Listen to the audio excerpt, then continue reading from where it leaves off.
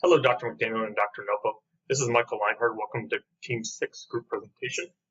We're looking forward to discussing barriers to social perception and the effects it has on decision making. I'll be starting with selective perception and how it affects an organizational culture. Mary will then be discussing how stereotyping affects business decisions, followed by Trent discussing how first impressions affect brainstorming in groups.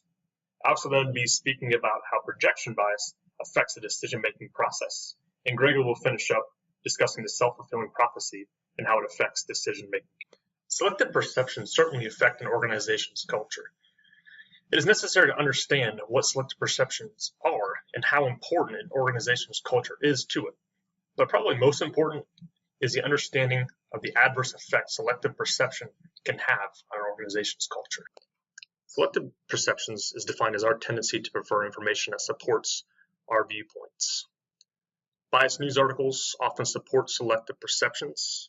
An easy example would be if you get all of your news from one source.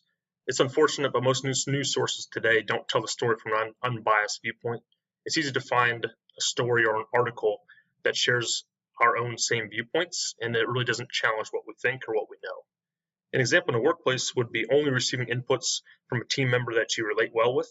You may not want to ask a certain group of people or person because you think that they're challenging, or you know that they're not going to agree with you or agree with your style.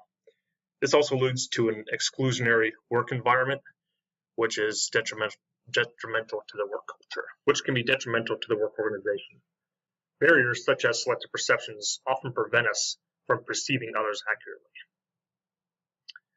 Now, changing over to what really is an organizational culture, it's defined as a pattern of basic assumptions that are considered valid and that are taught to new members as a way to perceive, think, and feel in an organization. Because organizational culture reflects the values, beliefs, and behavioral norms that are used by employees in an organization to give meaning to the situations they encounter, it can influence the attitudes and behavior of the staff. In a successful workplace, the culture is initiated from upper management and then passed down to the employees. If managers or employees allow for selective perceptions to affect business decisions, it can harm the productivity of the company. We need to work towards an all-inclusive culture that benefits all. As stated by Yan 2016, when the interaction between the leadership and employees is good, the latter will make a greater contribution to team communication and will also be encouraged to accomplish the mission and objectives assigned by the organization, thereby enhancing organizational effectiveness. So what can we do to overcome selective perceptions to build a better organizational culture? It's important to remember we need to be inclusive. We need to be diverse. People with different lifestyles challenge each other more. Diversity creates dissent, which can lead to better productivity, more challenged employees, and hopefully more engagement. Leaders passionate about building inclusive cultures can inadvertently allow unconscious biases shape their behavior. So we need to make sure that we're aware of that and we're consciously working to make sure that does not happen. There are 8 practices to help make for a more inclusive culture. Measure diversity and inclusion, hold managers accountable, support flexible work arrangements, recruit and promote from diverse pools of candidates, provide leadership education, sponsor employee research groups and mentorship programs, offer quality role models, and one of my favorite that I don't believe gets enough attention is have a chief diversity officer position. I think this would make sure that the company as a whole is really keeping an eye on this. Challenge is hard. It's not easy to change people's behaviors, but it's something that we need to do, and we need to be conscious of it and really push forward. So let's all remember, we all have a part to play in making sure selective perceptions aren't affecting the organizational culture negatively. We need to be aware, engaged, and remember it's okay to challenge what we think we may know. Next, Mary will be speaking about how stereotyping affects business decisions. Thank you.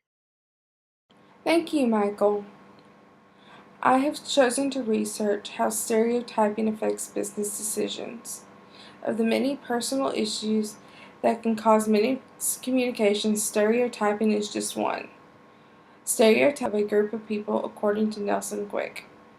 These generalizations place labels on one another. This behavior can affect your outward decisions unknowingly. 2 studies conducted by Priyanka Carr and Claude Steele showed that stereotypes can affect a person's ego and in turn what type of decision they will make. A study ran by Lashmi Balachandra, Tony Briggs, Kim Edelston, and Candida Brush showed that a feminine stereotypical behavior is what affects an investor's decision and not a person being female. Nikolai Griffith and R. W. Robertson, Ph.D., find in their research to have these types of stereotypes quit affecting business decisions, that businesses will need to alter the environment of their business. Stereotyping is how our brains quickly decipher an entire person into workable information. As people, we do not sit down and try to place people into stereotypes unless it is part of a movie script where there are people watching. In a multicultural team, according to Nelson and Quick, we use stereotyping to help us better understand our teammates.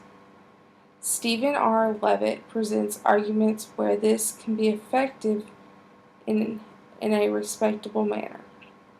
Levitt shows knowing a person's culture and social cues to understand how they are sending subtle messages of how a business deal is going. Levitt shows knowing a person's culture and social cues to understand how they send subtle messages of how a business deal is going from what kind of environment your host provides or what they order for their meal whilst eating out. Levitt's first step to overcoming these boundaries is to acknowledge that they are from another culture. Levitt says that affirming their identity enhances the relationship between colleagues. Levitt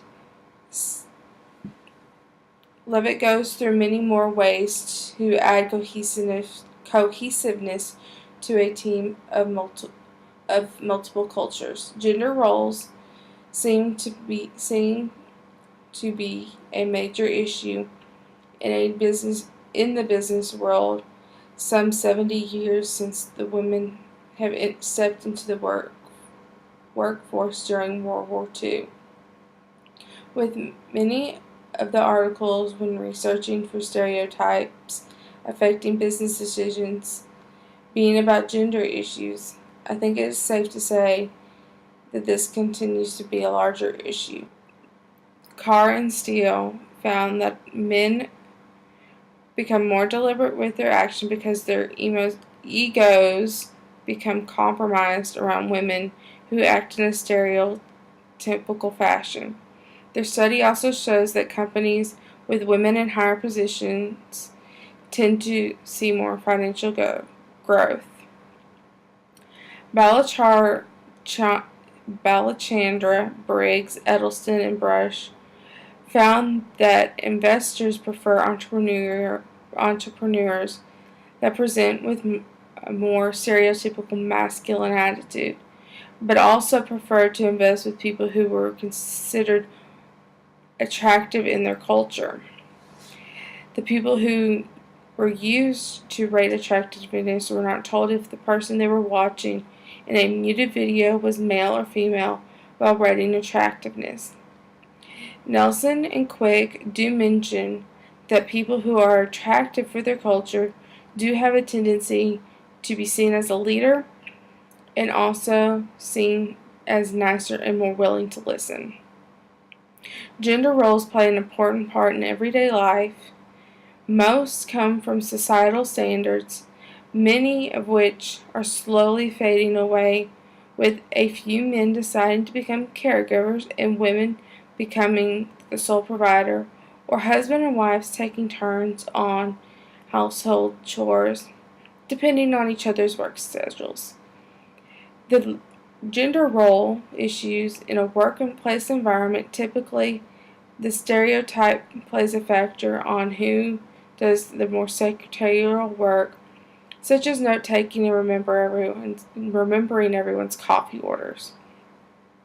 In these instances, The only change will come in the company culture when the company as a whole decides to change its policy. In Griffith and Robertson's paper, they state these changes begin in the hiring process. Changing the hiring process in a way that women are not hired for jobs for which they are overqualified is one of the few ways to start really making a change. Investors, however, the stereotyping bias is not about a person's gender, remembering from Carr and Steele's paper, but if a person presents with a feminine stereotyped behavior, which is defined as being more softer and nurturing, these types of behaviors are read to make the person seem as they are incompetent.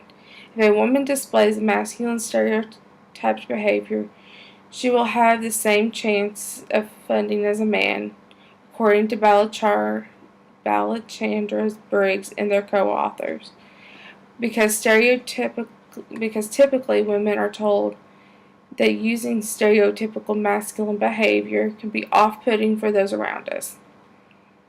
Gender roles and stereotyping only negatively affect business decisions when negative stereotypes are relevant to the situation or present, according to Carr and Steele.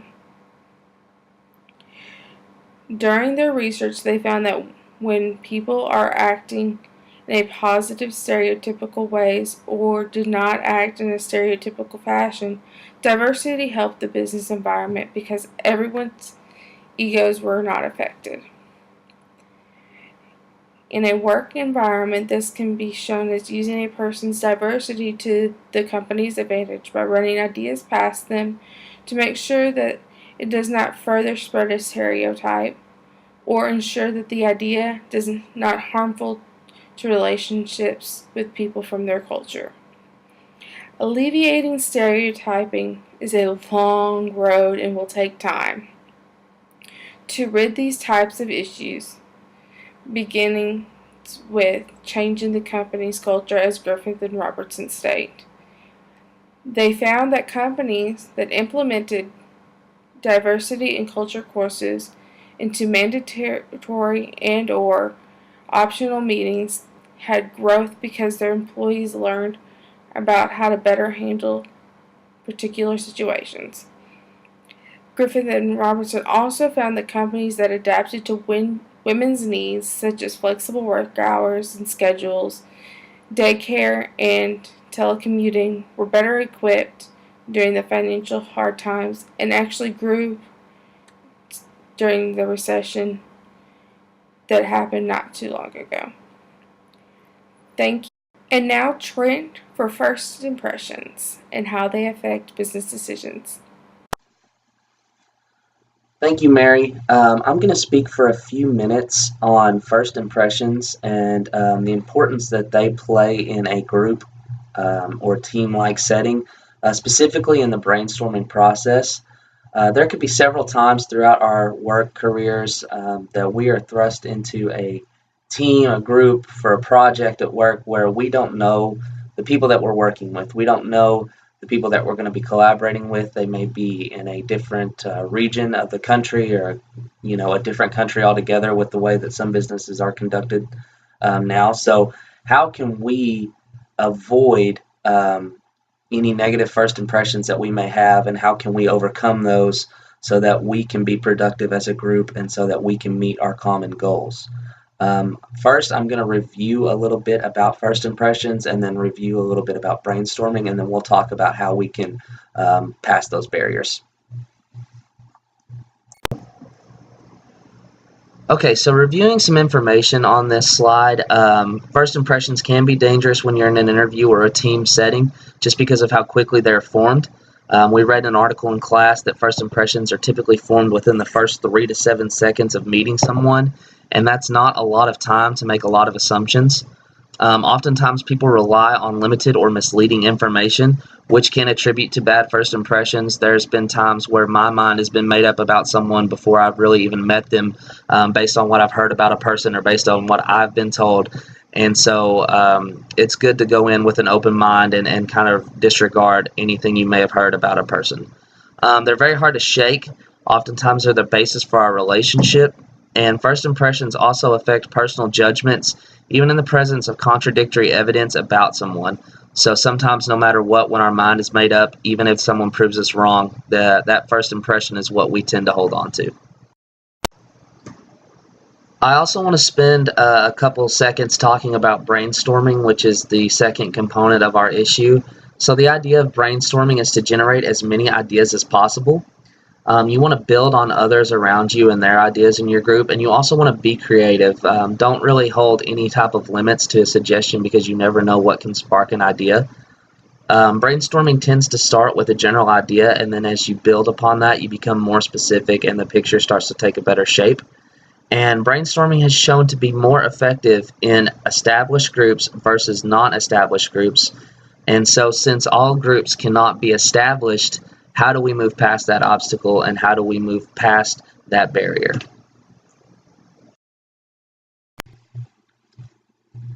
So I mentioned established groups and non-established groups at the end of that last slide, and those types of groups face very different challenges in their brainstorming and their overall team processes. In an article by Levine, Hewitt, and Reno titled Reoperationalizing Established Groups and Brainstorming, they proved a couple of hypotheses that not only do established groups produce more ideas, they also produce more quality ideas. They have that relationship already. They've been through the first impressions and now they're comfortable with each other, so that now those established groups operate in a more efficient manner. So the question becomes, what can managers do to make sure that their non-established groups find early success? In a 2017 article titled How to Build a Successful Team, author Adam Bryant writes that there are many different ways for managers and leaders to allow their teams to find success at the beginning stages of their process and to avoid and navigate first impressions that can be negative. He mentions creating a culture, having a shared scoreboard, setting the tone, leaving egos at the door and encouraging two-way accountability, and encouraging feedback. So let's expand more on these ideas and kind of talk about them a little bit. All right, so the first thing Bryant mentions is setting the culture. From the beginning, it's the leader's job to let the team know what is going to be discouraged as far as egos and laziness and resentment and stubbornness, and also let them know what's going to be encouraged, like teamwork and respect and creativity.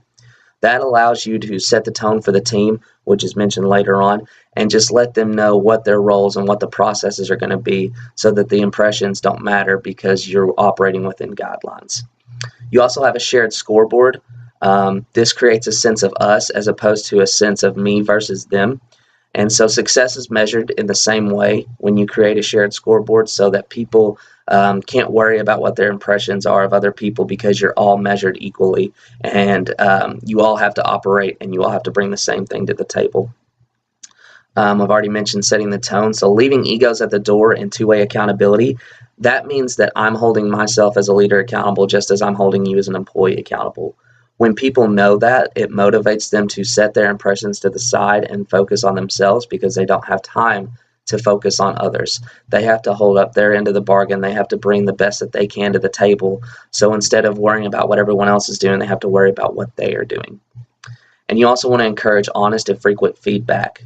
This allows a manager to say, hey, here are the results. No matter what you think about a person, no matter what you think about this team, here are the results and here's what is going to be measured. So it eliminates the impression weight because they don't matter in the end. Only the results and only the feedback does.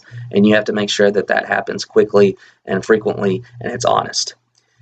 Also, just creativity. We've talked about it before. Creative groups produce higher quality ideas, as well as diverse groups. There's many different roles within teams. So off the bat, making sure that different people know what different roles that they're going to have in the team can be beneficial, and allowing those roles to change. Not everyone's going to be the same every day.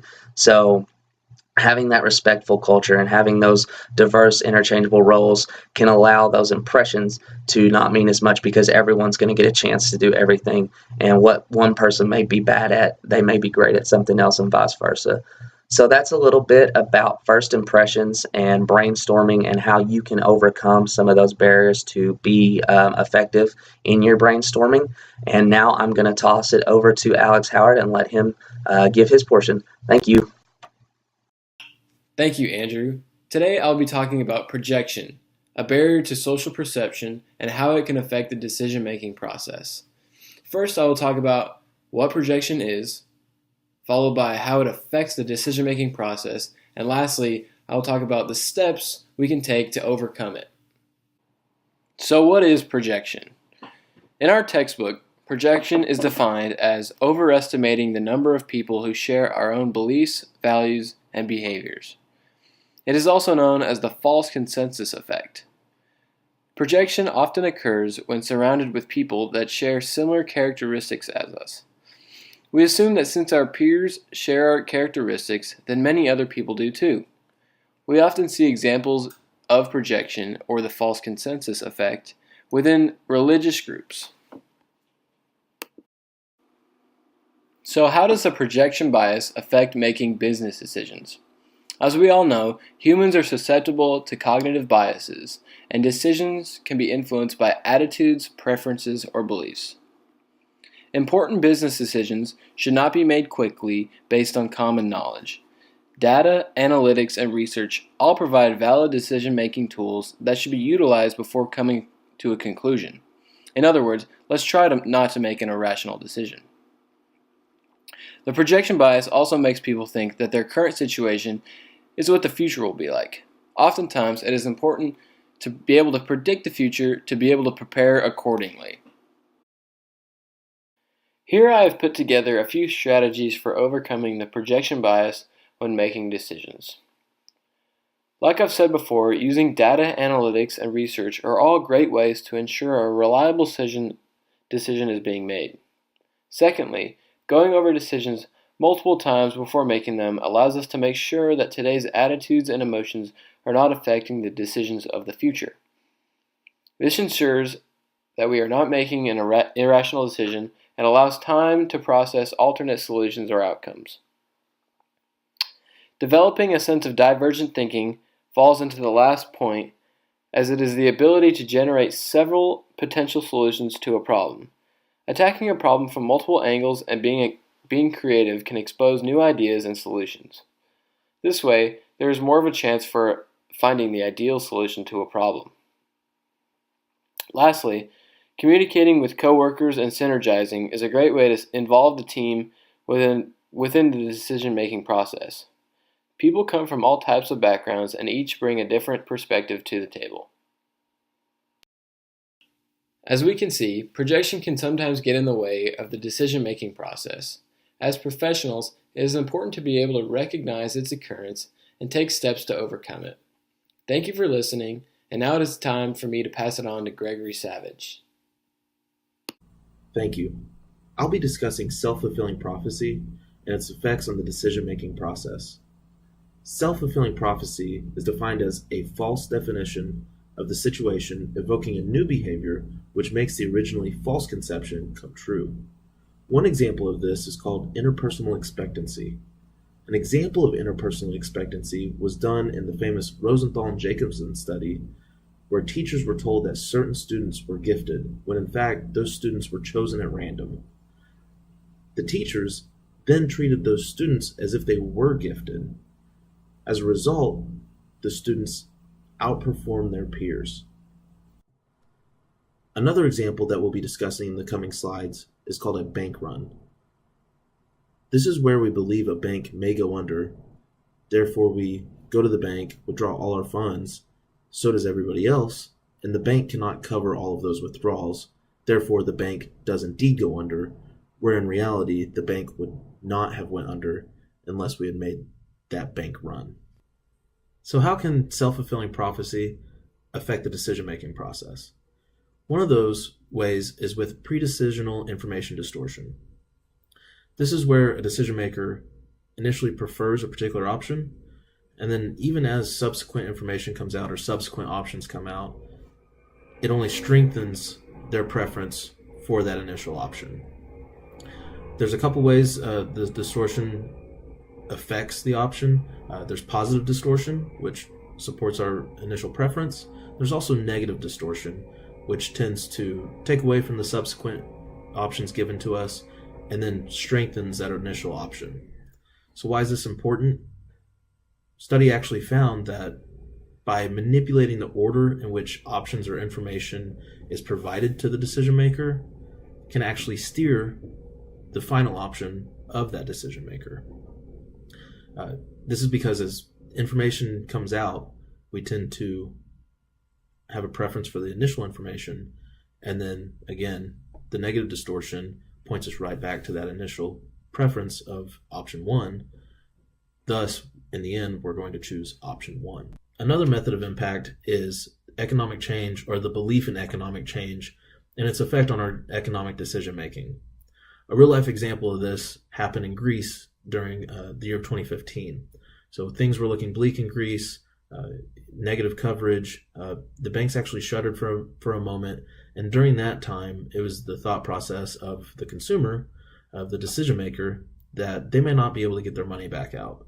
So that led to basically a bank run at the ATMs every day. People were lined up at ATMs, pulling out as much cash as they could for their daily limit. Eventually, those banks did open back up. Everything ended up working out. The banks didn't end up closing necessarily. But that is an example of what a bank run would be like, and that's because of our belief in an economic change impacting our economic decision-making process. Another example, actually, the experimental study done by Pitalis, Venshi, and Vedahane leads us to the realization that false predictions about negative or positive change in the economy is accompanied by actual decrease or increase in earnings in this experiment. So as consumers took in positive or negative information, they acted accordingly and actually increased or decreased their profit during this experiment based on the information that they were provided. My final example is on the interview process and how an interviewer's initial impression may influence how they conduct an interview. One way of doing this is through asking leading questions. Leading questions elicit specific responses based on our beliefs. So for example, if I believe an applicant is an introvert, I can ask a question such as, give me a time when you could have been more outgoing. Interviewers may also notice, recall, and interpret events in a manner that is consistent with their initial impression. So despite how the interview goes, they're going to recall events that only reinforce their initial impression. Again, we find that the order of information also affects the interview process. So if early information was positive or negative, we see that carried out into the interview process. Sometimes impressions are confirmed because the impression is accurate. For example, if I believe somebody is illiterate based off of their resume, once we bring them into the pre-interview process, we might discover that during a writing test that yes, that applicant is illiterate. However, the overarching characteristic of self-fulfilling prophecy in this example is that the behavior of an interviewee in the interview results from the way the interview treats him or her. So how does this affect the group decision-making process? This could affect the group by asking leading questions to the group. We found that leading questions elicit specific feedback. We could also see the manipulation of information affecting the group. Initial information provided, we found, could end up being the preferred information. So in the manner in which information is released to the group could affect the group. It could also have an impact on the brainstorming processes. So as we brainstorm as a group, the initial ideas or opinions that come out of that may only be reinforced even as subsequent ideas and opinions come out during the brainstorming session. Similarly, the polarization of the group could be affected by this. As I come in with my own ideas, after meeting with the group, it may only reinforce my initial ideas. Personally, I've seen the perception of others make an impact. So if we perceive somebody as bright and generally having all the answers, their feedback or opinions may just be enough to sway the entire group to conform to that idea. Finally, outside opinion, like the media, could have an effect on the group decision-making process, especially if it is a decision that's being made more in the public eye. In closing, we appreciate your time, and we hope that you enjoyed our presentation on the barriers to social perception and their effect on the group decision-making process.